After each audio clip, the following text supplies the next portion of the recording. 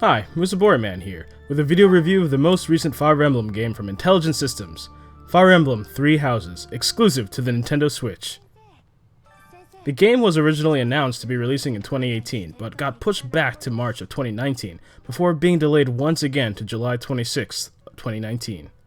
This is the first game in the long-running tactical role-playing series to appear on a home console since Fire Emblem Radiant Dawn on the Nintendo Wii back in 2007. Naturally, expectations were high all around the world for this game. So, how did it turn out? Let's get into it. 3 Houses is by no means the first Fire Emblem game I've played, but it is the first one I actually played all the way through to the end. Of course, I did enjoy past Fire Emblem games, and I intend to finish some of them, but I just really enjoyed my time with this game and couldn't put it down. For someone like me who samples lots of games but only sticks with a handful through to the end, that says something. At the time of this review, I've beaten the game once and already started a new game plus, with that first playthrough taking about 56 hours. Depending on your playstyle and difficulty of choice, your first playthrough will probably take you 50 to 80 hours. This is definitely the longest game I've experienced in the series. Speaking of difficulty, at the start of the game, 3 Houses allows you to choose from 2 parameters. You can choose between normal and hard difficulty, which affects the difficulty of battles for the most part, and you can also choose between casual and classic mode. On classic mode, 3 Houses behaves like traditional Fire Emblem games, where when a character is defeated in battle, they die for good and never come back. On casual mode, characters who are defeated will have to sit out the rest of the battle, missing out on experience and support levels, but they will come back after that mission is over. Casual mode has been an option for the past few games and should allow anyone who is new to the franchise to ease into the game before ramping up the difficulty on subsequent playthroughs. For reference, I did my first playthrough on normal difficulty with classic mode, meaning permanent death was on. Of course, even with permadeath on, in all modes of Fire Emblem 3 Houses, there is a mechanic called the Divine Pulse. Due to story reasons, the player has the ability to rewind time a certain limited number of times per battle. This means if you make a poor decision and get someone killed, rather than having to turn the game off and on and restart the mission from the beginning like in old Fire Emblem games, you can simply rewind as long as you have Divine Pulses left and try to make some better decisions. Of course, for any purists out there, you don't have to use the Divine Pulse feature at all if you don't want to. A similar rewind feature was also found in the previous game, Fire Emblem Echoes: Shadows of Valentia, the remake of the second Fire Emblem for the 3DS. In Fire Emblem 3 Houses, you play as a mostly silent avatar character, whose gender you can choose, that due to circumstances goes from being a traveling mercenary to working as a combat instructor at a prestigious monastery academy. At this school, you interact with and teach a fun cast of characters comprising mostly of nobles from the 3 territories surrounding the monastery. The 3 houses representing each territory are the Black Eagles, the Blue Lions, and the Golden Deer. I'm under the impression a lot of people start with the Black Eagles, but I'm not 100% sure. I myself started with the Black Eagles, but rest assured that there's no right or wrong choice for your first playthrough, so just pick the house with the characters you want to see most. Due to this structure, Fire Emblem 3 Houses actually has multiple routes going through the story, depending on which house you pick near the beginning of the game. The first half of the game will be somewhat similar regardless of your house, just offering different perspectives and insights on the events. But the second half of the game will be completely different for each house. There's 1 route per house, plus an additional 4th route you can get on the Black Eagles path if you make certain decisions and rank up the support levels of a certain character. I actually did this additional route on my first playthrough. Since beating the game, I've started a New Game Plus file where I picked the Blue Lions. Eventually, I could see myself playing through all 4 routes, because I find the game to be just that enjoyable. Due to your position as a combat instructor for these students, you as the player have a larger impact on how units turn out. You can choose what disciplines a character should focus on improving, such as their ability to ride horses, use lances, or use a bow. By choosing their goals and instructing them, you can make these characters into the class you desire. Of course, the characters themselves start off as being more adept at certain things than others, but the choice is ultimately up to you whether you want to push them towards new disciplines or just let them continue with what they started with. Battles are mostly what you'd expect from Fire Emblem, in a good way of course, but with perhaps a bit more freedom than in the past, depending on how you view it. As I mentioned before, you have more control over what classes your units are and what abilities they have, but there's also the absence of the weapon triangle. There are still weapons that do extra damage against, for example, cavalry units, flying units, armored units, etc., and you can unlock skills for characters that allow them to gain advantage against certain weapons while wielding a particular weapon. But the default swords beats axes beats lances beats swords hierarchy is gone.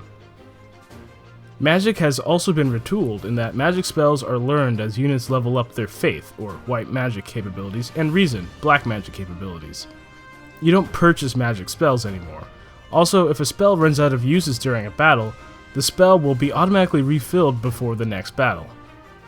Weapons, on the other hand, still break, but won't disappear from your inventory when broken.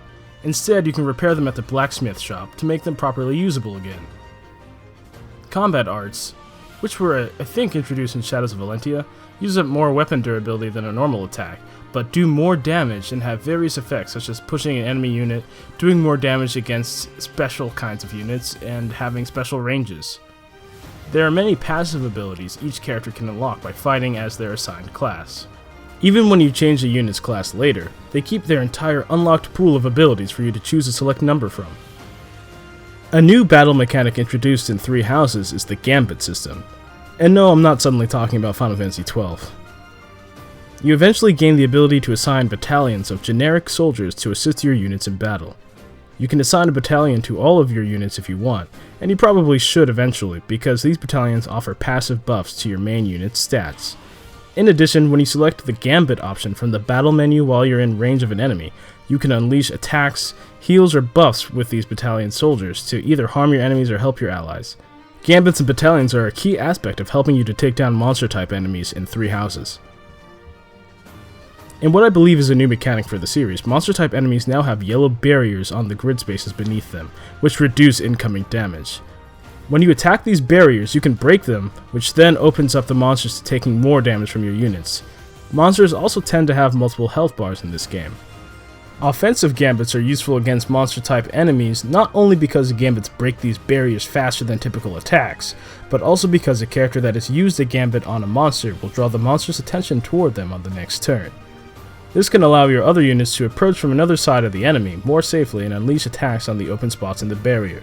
A certain ways through the game, you unlock the ability to assign adjutants during battle. Adjutants are basically bench units that don't actively participate in the battle, but are assigned to one of the active units and assist them in various ways, such as buffing their stats, occasionally adding additional attacks, or occasionally healing them. It's a good way to get characters who you wouldn't otherwise use on the field to get some experience and support levels with the person they're assigned to.